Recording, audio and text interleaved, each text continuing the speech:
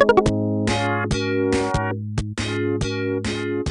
you for listening to the Sega Stuff podcast. I am your host, Bryan Trusty, and sitting next to me is your co-host, Mike Keltner. Why, hello there. Hello. That was sensual. So we got some stuff to talk about, and that stuff happens to be Sega related, hence the name Sega Stuff podcast. Yeah. Threw a curveball there. Yeah, that's right. So, where are we going to start today? Are we going to start with some Sega news?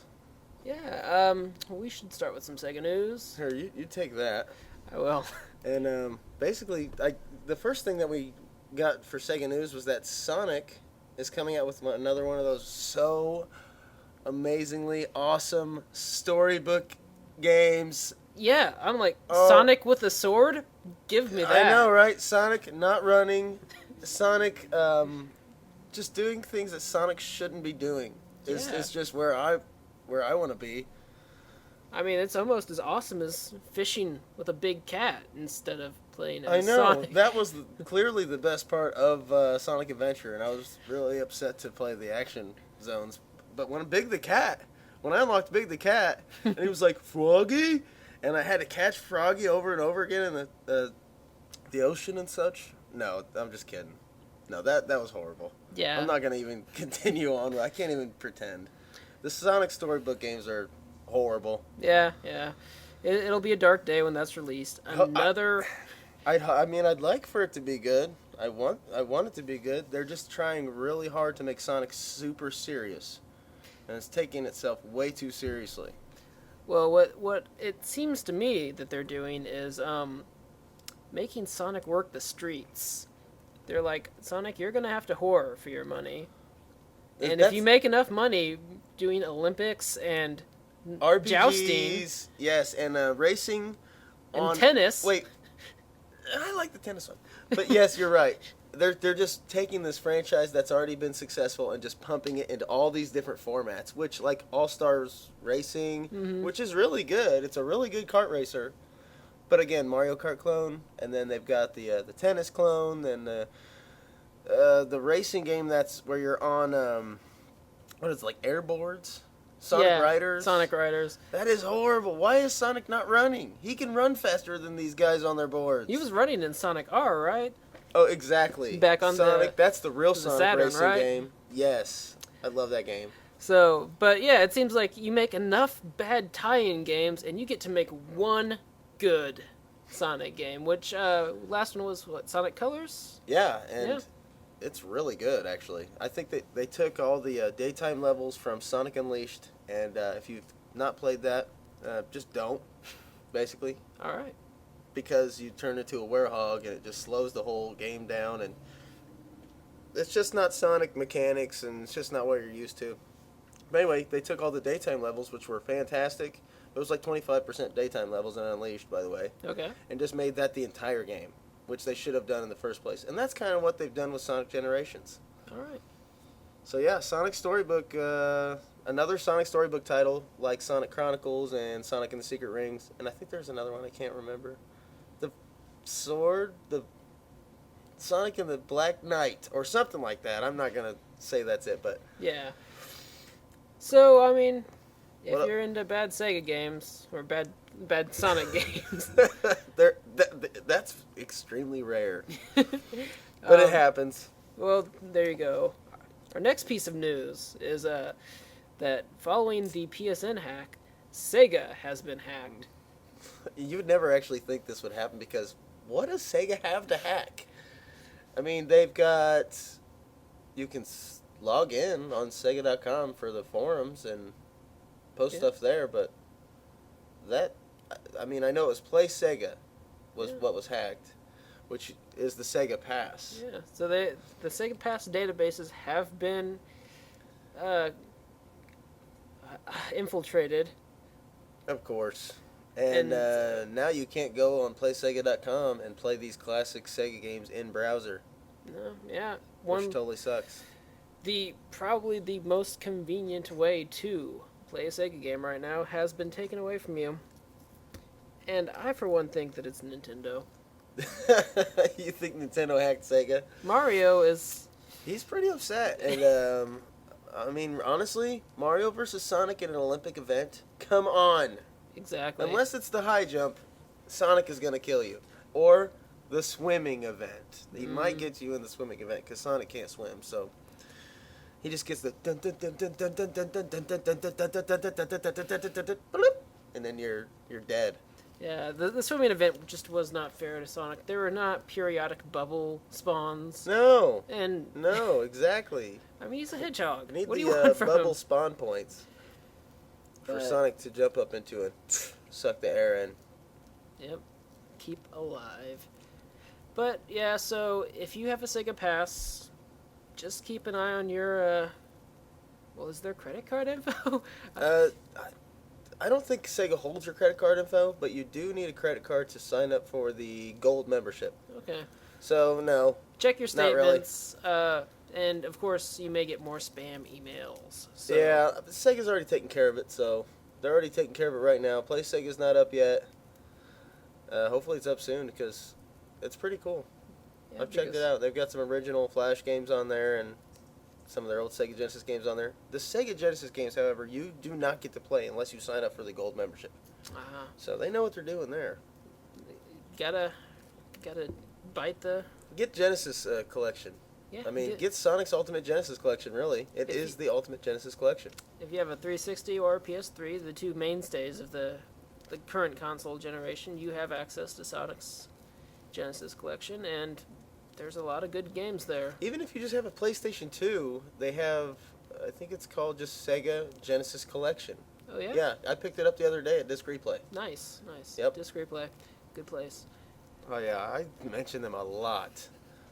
Well, I love Disc Replay, and I have yet to check out the Play and Trade. Play and Trade? Yeah. Apparently there's a Play and Trade that's fairly close. I have no idea what that is. Really? Yeah. It's a video game store. It's an old video game store. It's like a Disc Replay. It focuses on video games. All right, we have to check that out. We have to go. We'll try to document what happens there and not use it because it'll be horribly boring. Yeah. Here's 5 hours of us looking at games.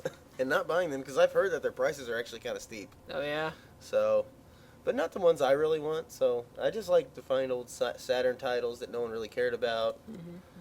And that's what's great about being such a huge Sega fan. I could just go buy a lot of their retro games, and they're super cheap. Oh my gosh, they've got Willie Beamish. Oh, Willie Beamish for the Sega CD. Yep. Oh, man, we played that on the JVC XI. Yeah, it was pretty neat. That's coming through. So, Sorry, fans, I am playing with Velcro, and I promise I've stopped now. Okay, put the Velcro down, Mike. That threw me off. Yeah. Yeah, but PlayStation. Wow, after PlayStation Network got hacked, rather. Good save. Sega got hacked. That's really strange news. I just didn't expect that. No, I didn't either. So I was surprised that they had a database to hack, but yeah. But on to our games of the week. Okay. Bryan, which game have you chosen? Well, it's not a game per se, but it's actually just I'm going to talk about all of them in general. Okay. Because it's hard to pick a favorite one, and the only one that really comes to mind that was in this here is Puyo Puyo Fever for the GameCube, which wasn't the best one. Okay. The best one was Puyo Puyo 2 for the Sega Genesis, and it had awesome graphics. I just had I've been able to play it in my own special way. Yeah. I have a Mega Drive, okay? Yeah, he does. And I own Puyo Puyo 2. He has imported Puyo Puyo 2. But you've played Puyo Puyo 2, right? And you have it on your iPhone. I have Puyo Pop, I think, Oh, on my iPhone. that's actually kind of the way they started to go. But yeah, I got Columns and Puyo in a... Two Sega... Did they come together? Yeah, actually it was a free Columns download, and I just kind of looked in the special features, and it's like, hey, Puyo! That's even better. Yeah. Wow. I don't know why Columns also an excellent puzzle game. But in Puyo Puyo, the way it works is kind of like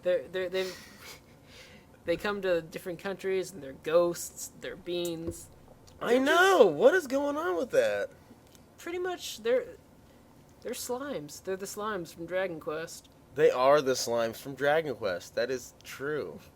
And, probably from a lot of other JRPGs also. Pretty much. There's always some kind of a slime in the older 8-bit and 16-bit RPGs. So, Puyo Puyo, you can check it out on your Game Boy Advance. You can check it out on your GameCube. You can check it out on Virtual Console. Oh, wait. No, you can't. I'm sorry. I take that back. It's only in Japanese. It's only in the Japanese Virtual Console, so Yeah. you can just check it out as Dr. Robotnik's Mean Bean Machine. That's a good way to check it out. But if you can find it, find it. It's one of the best puzzle games. It's my favorite puzzle game of all time. And it's a Sega game. Yeah. So, Puyo Puyo Sweet Yo. I was trying to be clever, but That keeps happening to me too. that didn't work at all. This is a little behind the scenes. Every time on this podcast where I've got a long pause, I'm trying to think of a clever word, and then I dial back. It actually just makes it really bad, though. Like, it doesn't work. Yeah, it doesn't. I'm trying too hard. We are. Okay, so that's my game. Mike, do you have a game of the week? My game of the week, it's Jet Set Radio. I'm thinking. Oh, Jet Set Radio! Do do do do do do do. Okay. Yeah. So Jet Set Radio was an amazing. It wasn't a launch title, was it? It was not a launch title. It was an amazing game on the Dreamcast. It was, and that really helped you get into the Dreamcast majorly. Really, I remember when you were like, "Whoa, that spray painting game! I want to play that spray painting game." Yeah, you played some rollerblading punks in Tokyo with spray paint. You listened to a pirate radio station called Jet Set Radio, and while you groove to your tunes, you're rolling around town spray painting things. It's really actually kind of a negative story, but it is. But you are spray painting over bad gangs. True. Graffiti, even though you're still putting graffiti on this public property, it is spray painting over the bad gangs graffiti. So it is a good gang beating out bad gang scenario, and it had amazing techno-y music behind it. It was just the music was great. Even the Dreamcast one, the music was great. The Xbox one, the music was better. Yeah, and that brings us to Jet Set Radio Future, the sequel that was released on the Xbox exclusively after the sad demise of the Dreamcast. Yeah. But the Jet Set Radio Future was a really good game. They changed the mechanics a bit. There used to be a bit more of a combo system to spray painting. Yeah. And now you just kind of press a button. It was like swiping your thumb on the analog. Yeah. You do a little swipe this way, swipe that way, full circle. And some people will say that they like that way better, and some people like the one in Future better. And I used to say that about the old one, but I could see why that could be a problem, because the cops are running after you. Mm-hmm. You know, like the cop will start running after you, and you're trying to hurry up and spray paint. Yeah. And you're like, oh, and you don't get it, and you have to start all over again. You miss out on those spray paint cans. And my feeling on it is that I did like the swiping mechanic, but I believe that the way that they did it in the sequel made it a much more accessible game. Yeah, and a lot more people were able to get into it, and yeah, and it might have been more popular too. I don't know how many copies were sold on the Xbox versus the Dreamcast, but I imagine it was more. And not to mention, so many more people own the Xbox rather. But yeah, they were great games. I enjoyed my time with them greatly. The soundtrack made it a full experience. The music was good. The first game had great music. The second game had a bit more commercial music, but the music was still really good. It had some Cibo Matto in there. Cibo Matto. There was Scapegoat Wax. Yes. And I think those are probably, other than Rob Zombie on the original game in the North American Right. release, Right. those are the artists I actually know the names of off the top of my head. But So, yeah, it was developed by Smilebit, and they developed a lot of other awesome Dreamcast games. And I think Smilebit was probably my favorite developer. yeah, they were. I don't know if they're still with Sega or what's going on with that, but they were awesome. They made all kinds of awesome games. Right. They had this this interesting take on gameplay, and I liked what they put out. They definitely helped start that whole big cell shaded thing that's still going on to this day. Yeah, that is worth noting. Jet Set Radio Future and Jet Set Radio are cell shaded, very stylized art. Oh yeah, and it works well. Even Yeah. the Dreamcast one, which was early 128-bit graphics when we were still talking about bits. Yeah, a bit revolution. Yes, it looked amazing compared to other Dreamcast games. Because it was solid colors with a little bit of solid color shading and the black outline on everything, Mhm. they did a fantastic job on that. I always thought.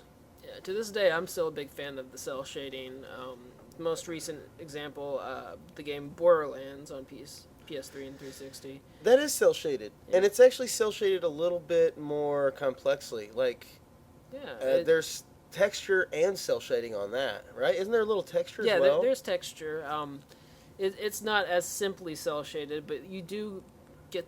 And for those of you who don't know, cell shading basically means that there is a black outline. Right. It just Thick black it outline just on puts a big things. thick black outline around your character or whatever, what have you. And it's more of it. It's like this is an accepted basically, like it gives it a comic book art style, and it's very nice.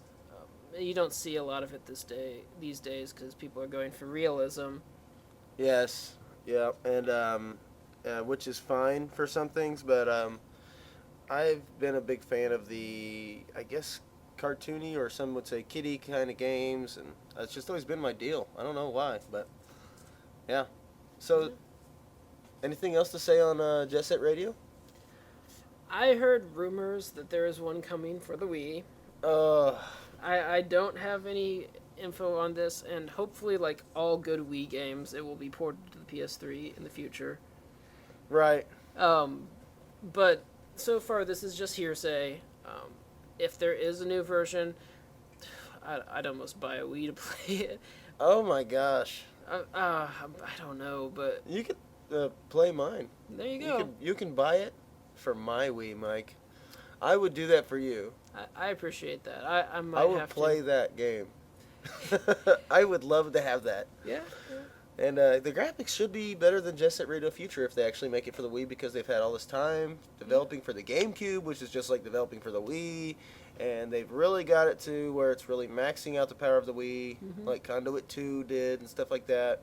So it would be really impressive. I know that they would put some really annoying motion controls into it, though. I just know it. No, yeah. I know you're going to flip your hands up in the air. You have to flip. I'm sure it's going to be like you have to throw your hands up in the air, wave them back and forth like you just don't care. Yeah. And you jump. Yeah. You know? And I just hate that. That ruins games for me. Yeah. That really ruins games. In some games it works okay, but I'm just not a fan. The I like Wii- buttons. Yeah, button presses The could Wii is handle good. every motion control for the most part. Yes, it really can, except for on the Wii because of its lack of buttons. And there's buttons, but they're like all the way up and down the Wii controller. So like, you're not gonna push 1 and 2 and A and up and down on the D-pad all at, you're just not gonna do that with one hand. No. You have to have like Topher thumbs or something. Yeah. Our buddy Topher. But of course, then again, if he pushes the button, it's just gonna push them all. He's just mashing them. Yeah. For those of you that don't know, the GameCube's giant A button was designed for our friend Topher's It was. thumb. Yeah, and now he's like, finally I can play games with you guys without smashing all the buttons on the controller. They put these little buttons out here on the side. I can hit that with my thumbnail or whatever, and then I got this giant A button for A button smash. A button smash. Oh, that's classic. So yeah, that's about it, right? On Jet Set Radio, I'd say. Well, I think that does give us a good segue into our topic of the week, though. Well, wait. We must take a break Yes. to listen to a Sega tune, and that is definitely a good segue for the next Sega tune. Something from Jet Set Radio. Well, I can't say that. What's the next Sega tune, Mike? Quick. Stay tuned.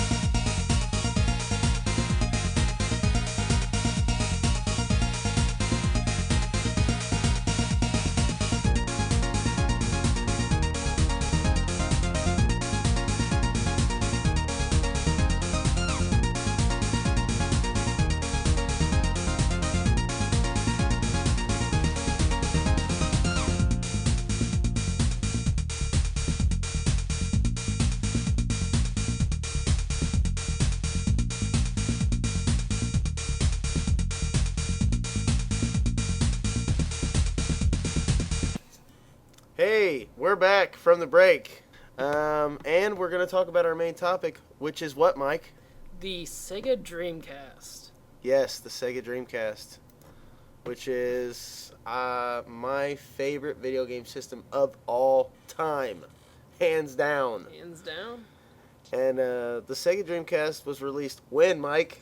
It was released 9/9/99. Yes, here in America, of course, which is the most important thing. Yeah, the only place that matters, really. So, wow. Obviously. Oh my gosh. The only place that matters, clearly. Nothing else could, except for Japan, because they bring us these awesome games. Exactly.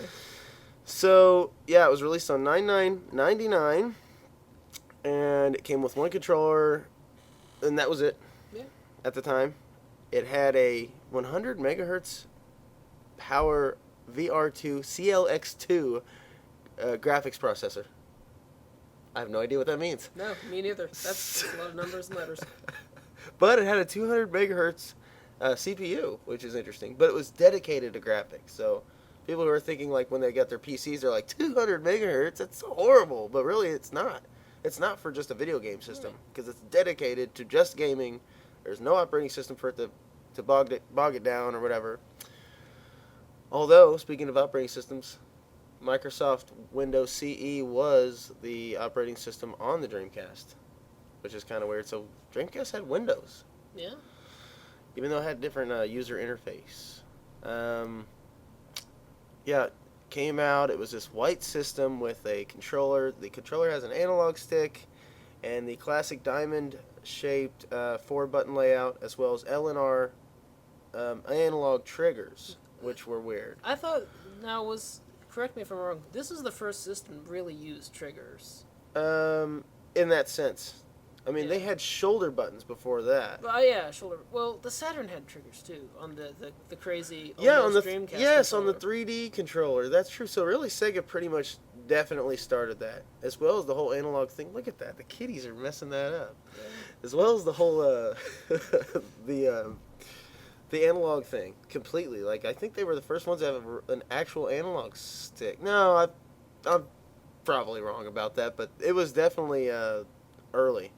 It's definitely for early analog stick to start coming out. But yeah, the Dreamcast controller, it also had 2 slots on the top of it, where you could put a memory card and another memory card, or a jump pack, Yeah. which is Dreamcast's equivalent to the Rumble Pack from Nintendo.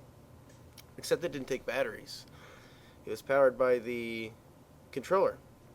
Let's talk about the memory units. Ah, yes.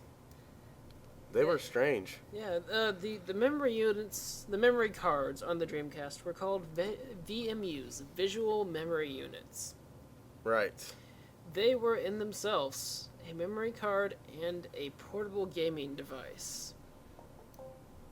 If you were to plug one in to the Dreamcast, it would show like a logo or stats from the game you're currently playing on the little screen. Yeah, and that was pretty cool. Like if you're a football fan or something, and you don't want people to see what plays you're picking, like on previous games, it would only show up on your screen. Or, for instance, if you're playing Sonic Shuffle, which was Sega's Mario Party, basically. Pretty much, yeah. Your cards would show up on your screen. No one else could see your cards. So it really definitely had a lot of interesting things you could do as far as what the developers could do with it. Like what's going to show up on the screen and what can you put onto this thing that you can play later. Then plug into your controller and upload the money or whatever back into the game. Yeah, there was a lot of little money earning and experience gaining mini games you could play on the VMU by itself. So it was a pretty big innovation, and I don't know. I was fond of it. I don't think I really was too. I like it. Well, I played the Chow kind of thing, which was basically like a Tamagotchi. And I also played that, and I played a game called Pintos Quest from Skies of Arcadia. See, the problem was that my first memory card was not a visual memory unit. And when I got one later on down the line, right, you had one of those 4-pack ones though, where you could switch it. Yeah, and it was 4 VMU, or it was 4 memory units. Right. In one. Which was nice. There was plenty of save spots, but yeah, later on when I did get a VMU, it was older and the battery was dead, so I could not play it on its own. So when you turned on your Dreamcast, it went beep and let you know the battery's dead every time. Yep. So yeah, the controller had all kinds of awesome accessories. The Dreamcast itself had a lot of awesome accessories, and one of the best accessories was the light guns. I think this had the best light guns at the time. And I think the only thing before that you could compare it to were things like the Lethal Enforcer's gun for the Genesis, or even the Zapper for the NES, or the Super Scope for the SNES, which were nothing compared to what was going on with the Dreamcast light guns. Yeah. I've myself experienced 2 different kind of light guns for Dreamcast, and I was pretty happy with both of them. I do not know the actual names or models of any of them. I remember one of them was made by Interact. I don't remember. Okay, you had one made by Interact, and it was huge. Yes, I did. It was gigantic, and the D-pad was on the side. Yes. So you'd use the other hand with a thumb to use the D-pad. The other one, I actually remember what guns you had. The other one was made by Mad Catz, and it had the cool lights that would shoot down the front of it every time you pulled the trigger, and the D-pad was was on the back of the gun, so you could use the same hand. And also, you could plug a rumble pack or a memory unit into those, and it would like have force feedback, or you could use it as the VMU slot. Yep. House of the Dead. House of the Dead. Speaking of House of the Dead, let's talk about the games that came out during the launch, because those were really good, actually. Yep. Where are those? So launch here. Launch titles included Soul Calibur, Sonic Adventure, Power Stone, Hydro Thunder, Marvel vs. Capcom, and House of the Dead 2. Oh, also NFL 2K. Yes, which was finally like a competitor for the Madden games. But Soul Calibur, as you mentioned, was a launch title, and was a pretty good fighting game. I never really got deeply into it, but I know a lot of people love it. Jeff loved it, one of our good buddies. And it was a weapons-based, armor-based, beautiful graphics 3D fighter. The graphics were insane at the time when this thing came out. The Nintendo 64 and the PlayStation 1 were all we knew of at the time. So imagine the best looking fighter on the PlayStation 1 or Nintendo 64, and this is the first one that came out on the Dreamcast, and this just killed it. Yeah, So first generation games looked really good on the Dreamcast. Yeah, the Dreamcast had beautiful visuals. I remember just being blown away by what they had to offer. And when you're talking about fighting games that you weren't into, I know a fighting game that you were into was Marvel vs. Capcom 2. Yes. Yes. Now this says Marvel vs. Capcom was the release window. I actually never saw the first Marvel vs. Capcom on Dreamcast. It's pretty good. I own it. Really? Yeah. So I didn't know about that, but I know 2 you were a big fan of. Yeah, 2 was really good because they added more characters and the backgrounds were fully 3D rendered. Mm-hmm. And in the first one they were still 2D, which was still pretty cool, but the second one was where it was at. Until now that the third one's out, that's pretty much an awesome game. Yeah, pretty much. So, Marvel vs. Capcom, Soul Calibur, 2 awesome fighting games that came out the day of release of the Dreamcast. And also another fighting game, Power Stone, which was kind of like Super Smash Brothers, Melee fighting.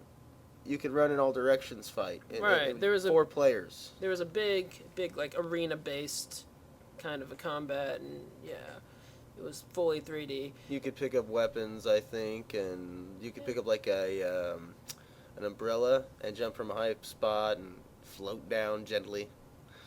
And you could also smack people with it, Yeah, the umbrella. So it was a pretty interesting game. I liked it. Racing, Hydra Thunder came out, and you're on these boats, jet boats. Jet boats. So it's a jet boat racing game. There's not much more to say about that.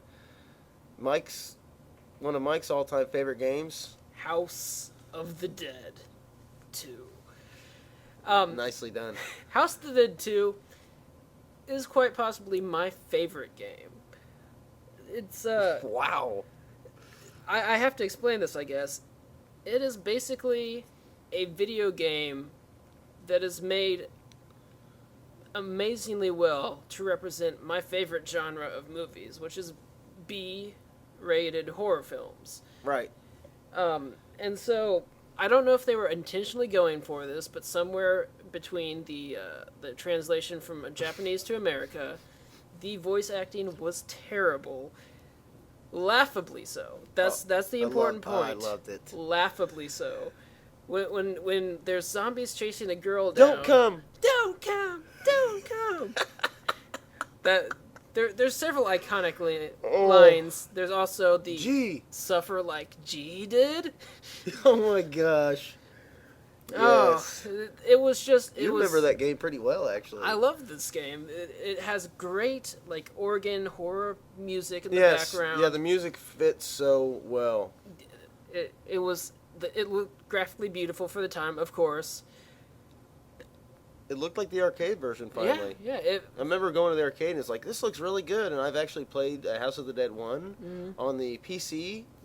Did you play this? Yeah, I've Remember got it on that? the PC. Yeah. It's horrible. Yeah, it's pretty bad. But we still played through it. And but it was horrible. You go see House of the Dead 2 at the arcade, and it looked amazing. This was that version pretty much. Yeah, pretty much. They ported it to the Dreamcast, it seems like. I think my first real interaction with it was on your birthday when you got a Dreamcast, and you got the demo for House of the Dead 2. Yeah, and we played the crap out of it. Yeah, You did. I had to play it with the controller. We didn't have a light gun at this moment, and I got pretty spot on using the controller. You were thumbstick. smashing the first 2 levels or whatever it would let you play with the controller, which is just crazy. Yeah, never play like that. It's No, just- never. Don't do that. But I got good, and so it's just the full package. It's the funny dialogue, decent zombie animations. It's a fun game to play, and Yeah, and if you like light gun shooters, this is the best one ever made, Yeah. I would say. so. I mean, there's been many games since then. It's kind of a tough sell, but this might very well be my favorite game. It is definitely a good game. And if you wanted to check that out today, if you don't have a Dreamcast, you could get it on the Wii. You can get it So on the Wii. they have 2 and 3 returns. 2 and 3 returns, and that is a great way to do it. The Wiimote. That is. I will say many a bad thing about the Wiimote, but the Right. Wiimote is great for light gun shooters. It's perfect. It is perfect for light gun shooters, especially House of the Dead. House of the Dead. Another game that I'll talk just a little bit about, NFL 2K, which was another launch title, because there was no Electronic Arts games, period, for the Sega Dreamcast, which is part of its demise. I think if it had Madden and Need for Speed, it would have lasted a little bit longer. But NFL 2K, football, you got your plays on your VMU. The graphics were insane. Like when it was cold outside, you'd see their breath and stuff like that. And the commentary wasn't completely annoying. So, like John Madden football. So I actually thought it was better. I'm not a huge football fan, but might just be because I'm such a Sega fan. I just love that one better. Well, you've always been such a Sega fan that you will give the Sega football game a chance. I would not put in a sports game to save my life, but right, and that's pretty much the only reason I really even tried that one was because I'm such a huge Sega fan. I'm like, well, let's see what this is, you know. And you had that game because you had the Sega Sports Edition Dreamcast, That's the black right. Sega Sports Edition Dreamcast. I've got to say, I like my hardware black. And I lucked into the black Sega Sports Edition. I had a white one. It kind of failed on me, so I went for a trade-in. It was still under warranty, and they were like, hey, we've got this black one. And I'm like, mine. Yeah, and that's awesome. The only downside, I think, was the fact that it says Sega Sports on it. That's kind of cool. That doesn't bother me. That's kind of cool. Sega Sports exists. Came with 2K, NFL 2K1 and NBA 2K1. I think it was 2K1. Or it might have been 2K. I think it was just 2K. Yeah. Because 2K1 came out, that's why they started giving the 2Ks out. But also, to me, the best launch title of all time, Sonic Adventure. It was like, what? Sonic is 3D? And you're running forward? And how do you... I can go around the spikes? You know? And they did just really a pretty good job at the time. The first time I saw that demo where Sonic is running down the beach and there are like whales jumping behind him and stuff, it blew my mind. It is like... Me too. The future of Sonic. And, you know, he's got this new, like, air zoom move and stuff like that. Yeah, it's the homing attack. And it just... For what came of Sonic, that was an exciting time as a Sonic fan. That was an exciting time, and they had the mini-game chows, and like I said, they had the VMU thing where you could put the game on your VMU, and it was huge. I actually spent a long time just running around the adventure world. Running around at the Just speed of sound. Yes. Oh my gosh.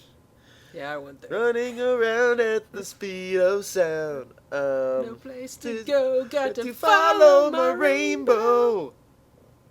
Wow. So that's for Sonic Adventure 2. So that was pretty fitting. Yeah, Sonic Adventure. The graphics were insane. I remember being just a little upset because his fingers were kind of stuck together. Mm-hmm. And then on Sonic Adventure 2, his fingers were apart. I just flipped out all of a sudden. Like, I was like, is his separate fingers? Look at his separate fingers. You remember that? Yeah, I was like, look at his fingers. He can move them. This is a pretty accurate individually representation of what happened when Sonic Adventure 2 came out. Yes, except I may have been even more excited than that. Probably. There was probably yelling. I remember, no matter what, if I got a new game, a new system or anything, I was just packing it up and coming to your house. Yeah. And hooking it up into that tiny, tiny little TV, which doubled as a computer monitor back in the day. Yeah. Wow, that was... Does your dad still have that? No, that TV's, we gave it to my aunt, I think. Oh, cool. So it still works? I guess It it's still will out not there. die. It had a piece of glass in front of the glass. Yeah. Which I loved. That was amazing technology. They don't make them like that anymore. They don't, and I don't understand why. Because now we got these like weird little thin LED. What is this? High def? Hello, Sega Genesis was high def. You know what I mean? Exactly. Let's go back to the real stuff. It's like, what is this 1080p? How many bits is that? Right. I don't understand. Put it in the bit form for crying out loud. Nobody knows this P and HD and stuff like that. So, yes, Sonic Adventure, awesome launch title. That was another awesome launch title. And unfortunately, I think we should mention that it ended production on January 31st, 2001, according to Wikipedia. Yeah. And that was so it came out 9/9/99 and ended 1/31/01. That is horrible. That is a sad life for what is heralded to be possibly the best gaming system by video game enthusiasts everywhere. Yes. People love the Dreamcast. It has a huge following. But it just didn't last. And they're still making games for it. I mean, there's still some independent companies developing games, and you can order these games online for like $30 a piece and stuff like that, and they're all pretty much shooters, but it's just kind of cool to see that somebody's actually still developing for this system. Well, I mean, I do have this to say for it. That black Sega Dreamcast is still running. It is yours now, actually. It is. That is the Dreamcast that I play on. And it is quite 2011. frequently. So that game system was produced between 99 and 2001. You know, I took a video when I got the Red Ring of Death on my Xbox 360 for the second time because I got it fixed, and then it happened again, and I knew it was going to, but I just had to play it out. And I just hate that feeling of knowing that it's going to die. I just hate it, but I dealt with it. I played all these awesome games. I played the Sonic 4 Episode 1 demo. I didn't actually download the game, but it was really good in HD on that. It was really good. But when it died, I had a dead PlayStation 3 also. And I think that was it. That was all the dead systems I had. But I took my Sega Dreamcast and stacked them on top of each other. And I took a video of a Red Ring of Death, a dead PlayStation 3. And I'll have to make this into a YouTube thing. We'll post this on the Blogspot. Yeah. And then it's like dead PlayStation 3, Xbox 360, Red Ring of Death, Sega Dreamcast still working. You know what I mean? What is up with that, man? Sega knows how to make hardware. Yeah. That's the thing. When you got a software company making hardware, Sega made good hardware, and they did well with the Dreamcast. And sadly, it just didn't last for whatever reason. Probably a lot of it was the PS2 came out slightly after. Oh, and people would wait. They would like, I'm not buying the Dreamcast. I'm just waiting for the PlayStation 2 because Sony PlayStation was huge. Yeah. And you had to play. You were a huge PlayStation fan. Like you were playing the PlayStation RPGs at the time. Yeah, I went. I've always been a fanboy, and I went straight from Sega fanboyism to PlayStation fanboyism because, well, Sega died. They did before they had a chance to redeem themselves, even because the 32X and the Sega CD, we went there before, and we're probably gonna go there again. Yeah. But it's a sad day. Even though we love 32X, we love Sega CD. That's pretty much what did it. I mean, if they just scrapped that, put a little bit more time and effort into the Sega Saturn, that came out, and that possibly could have smashed the PlayStation at the time. Yeah, there's really nothing. Possibly. Yeah, it would have. Hello, it does. I mean, who are you going to choose? People that make TVs and stereos, make a video game console, or a several-year veteran? That's a really good point, actually. You know, they've been making cameras, Walkmans, and all these other really good hardware TVs and stuff like that, appliances, I guess. Yeah. Electronic appliances, but now they're like, we're going to make a game system. And it's going to be called the PlayStation. Yeah. And people just ate it up because they were making like something like 200 games a year, just tons, and they just pumped out the games for that thing. And like no quality control, basically. Like Bryan said, they had the EAs, which gave them Maddens. Oh right. And Sony kept Sony continued to make EA as well as Nintendo, or EA made for Sony and Nintendo rather, and they just said to Sega, no, period, that we're not making for you. And I can't remember, I read the article on why that happened, but we can get into that on another episode of Sega Stuff. And yeah, Sega Dreamcast, they're like $25 to $35 online, and they're so worth getting. Yeah, and I've heard that there's a great availability of the software. You know, I've heard that too. I'm not sure what they're talking about because I've been to stores. I've not seen a lot of discs. I'm not seeing this, but I've known these people to have pirated, downloaded, or I guess like they've got games about pirates or something like that. You play as a pirate who downloads things, and I mean that's what I get from it. And I can't find that game anywhere. I can't even find it on eBay or Amazon. I'm not even sure what the title is. Me neither. Apparently, it's got to be one of those new homebrew games that they made. Right. that they're still making for the Dreamcast. But But so yeah, I've just heard, rumors about being able to download it. You can Google it. You can Google on how to download the game and burn it, and it pretty much just works. I mean, I hear. I've heard that. Yeah. I've heard that. I should also mention Shenmue. That's all I'm going to say. I'm just going to say that and leave it there because that's a whole nother episode. That's going to be an episode. That's Yeah. going to be like a 3-parter. That's a 3-part, yeah. Um, One for each disc, and then we'll do the Passport episode. So that's the 4th disc. Nice. So I guess we might think about bringing this to a close, but I gotta say, I just gotta know what would be your main Dreamcast memory? What is it about Dreamcast that just... Well, I guess it's just like, it had 4 controller ports, and like there was awesome, like friends brought it together for me, like you and our other buddies and stuff like that. So I just kind of like to show off the games. We'd all show off our games and stuff like that. And I was really into the Sega Saturn and skipped on getting the 64 and PlayStation. So I was just sticking with my guns here and getting the Dreamcast. And I don't know about a memory. It's just all one big memory to me. I loved it when I beat Shenmue. I was over at Ryan's house actually when I beat that. And I did a couple backflips and peed my pants a little bit. Yeah. All the things that happen when you beat Shenmue. When you beat Shenmue. When Tom the hot dog man left. Okay, I can't go into this.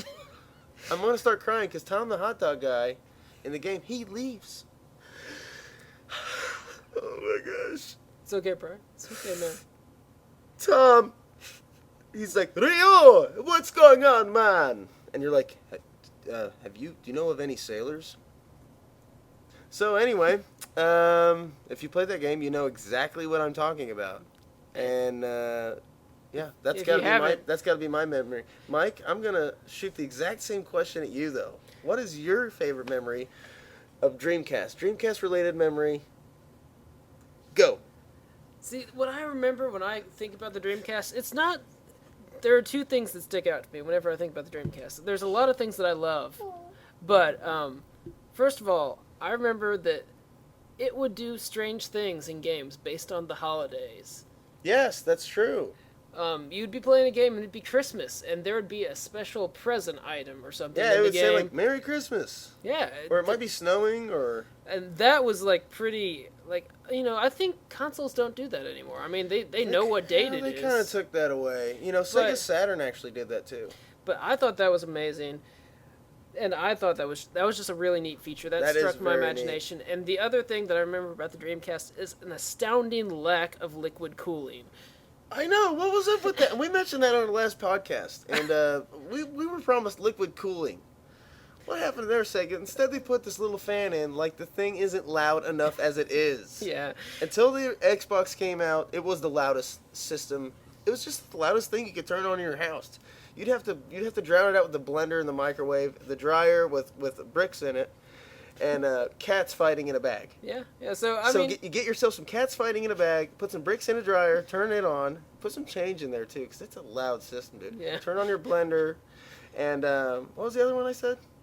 Do the other one I said. Yeah, and then you might actually drown out the noise of your Dreamcast going. Remember, you're like on an RPG. You knew when you were gonna get into a battle. Yeah. Because it started loading before it actually showed up on screen. So you'd be running along, random battle. That's right. You're like, I'm about to fight. Yeah. I've got nightmares about that disc read noise. That's probably because it was on when you were sleeping, maybe. That happens. You're like, robots, no! Robots!